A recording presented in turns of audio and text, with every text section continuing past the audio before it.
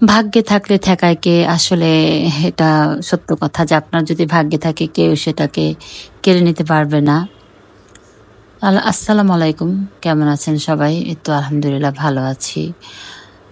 তো এই তো আজকে কোরবানির আগের দিন। তো আমি সকাল সকাল সব কাজ সেরে নিচ্ছিলাম।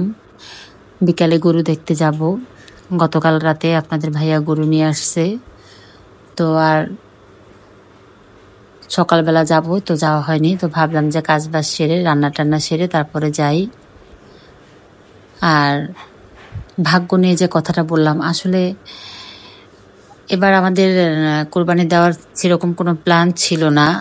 একটু যাই হোক একটু সমস্যা ছিল। তারপরও আল্লাহ চাইলে হয় না, যে কথায় আছে না যে আল্লাহ চাইলে ঠেকায় কে? তো আলহামদুলিল্লাহ আমরা ওই মানে সাথে কিছু লোকও পেয়ে গেলাম। তো তাদের সাথেই আমরা এটাকে শেয়ার করে এবার কোরবানিটা দিব।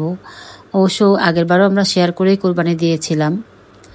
তো আল্লাহ যখন সামর্থ্য দিবে একা দেওয়ার, তখন সামর্থ্য অনুযায়ী আমরা দিব। তো এখন আমাদের কথা হলো যে আল্লাহকে খুশি করতে হবে। তো শেয়ারে দিলাম কিংবা একা দিলাম সেটা কোনো কথা না।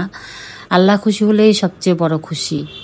তো এই তো গতকাল রাতে আপনাদের ভাইয়া মানে হাটে গিয়েছিল। তো সারা রাত যে ঘোরাঘুরি করে তারপরে ভোরবেলা গরু নিয়ে আসছে।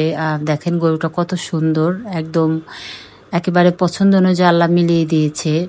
মানে সব দিক থেকে পারফেক্ট, বাজেট, তারপরে গরু দেখতে, মানে সব দিক থেকে সুন্দর একটা গরু আল্লাহ মিলিয়ে দিয়েছে। তো এটাকেই বলে নসিব। তো এই তো আমরা গরু দেখতে যাব, এদিক থেকে দেখেন বৃষ্টি শুরু হয়ে গেছে। আর আমাদের বাসার যে গ্যারেজটা ওটা ছোট, ওইখানে গরু রাখার মতো কোনো অপশন নেই, সেজন্য আর একটা জায়গায় রেখেছে গরু। তো ওইখানে যাওয়ার কথা আমার ছেলেকে নিয়ে। আর আমাদেরকেও বলেছিল হাটে নিয়ে যাবে, কিন্তু রাত করে আমরা যাই নাই, যেহেতু অনেক দিন ধরে দেখতেছেন যে কি সমানে বৃষ্টি হচ্ছে।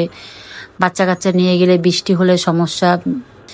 আর রাতের বেলা গেলে কখন আসবো, গরু নিয়ে আসতে পারবো সেটাও জানি না, সেজন্য আমরা আর যাইনি। আমার হাজবেন্ড বলেছিল চলো তোমাদেরকে নিয়ে যাই।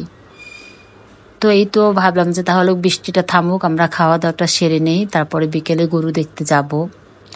তো এবার কে কি কোরবানি দিচ্ছেন অবশ্যই কমেন্ট করে জানাবেন। তো আল্লাহর কাছে দোয়া করি সবার কোরবানিটা আল্লাহ কবুল করুক। সবাই ভালো থাকবেন আর আমাদের জন্য দোয়া করবেন। সবাইকে আগাম ঈদ মোবারক। সবাইকে আসসালামু আলাইকুম।